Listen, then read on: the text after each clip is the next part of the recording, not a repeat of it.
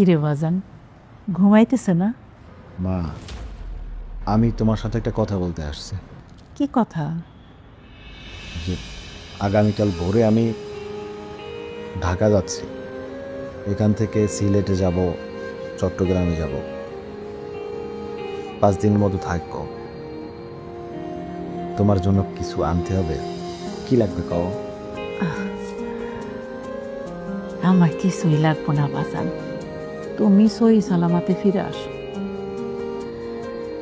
আমি যেন সারাটা জীবন আমার বাপটারে আমার চোখের সামনে দেখতে পাই, আর কিছু চাই না। মায়ের দোয়া যার সাথে থাকে, আল্লাহ তার সাথে থাকে। শোনো মা, তুমি সাবধান থাকো আর ঠিক সময় মতো খেয়ে নিও। খামুনে, তুমিও নিজের যত্ন নিও, সাবধানে যাইও। মা, কালকে অনেক ভোরে বের হয়ে যাব, তোমার সাথে আর দেখা হবে না। তুমি ভালো থেকো মা। আরে দোয়া করো মা। সাবধানে যাইও, ফিয়ামানিল্লাহ।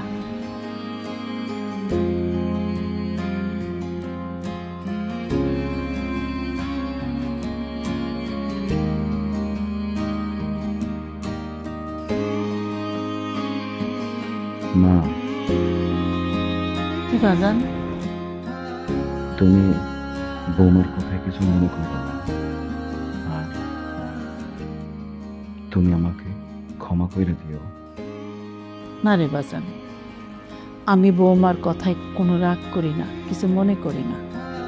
ওই আমার মায়ের মতো, তুমি চিন্তা করো না, আল্লাহর নাম নিয়ে যাও।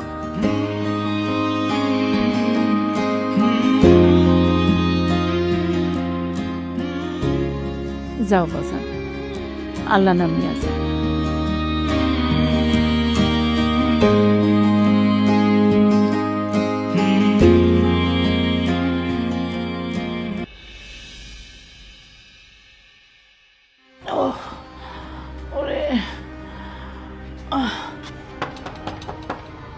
বৌমা, বৌমা, ও বৌমা, বৌমা, ও বৌমা, বৌমা।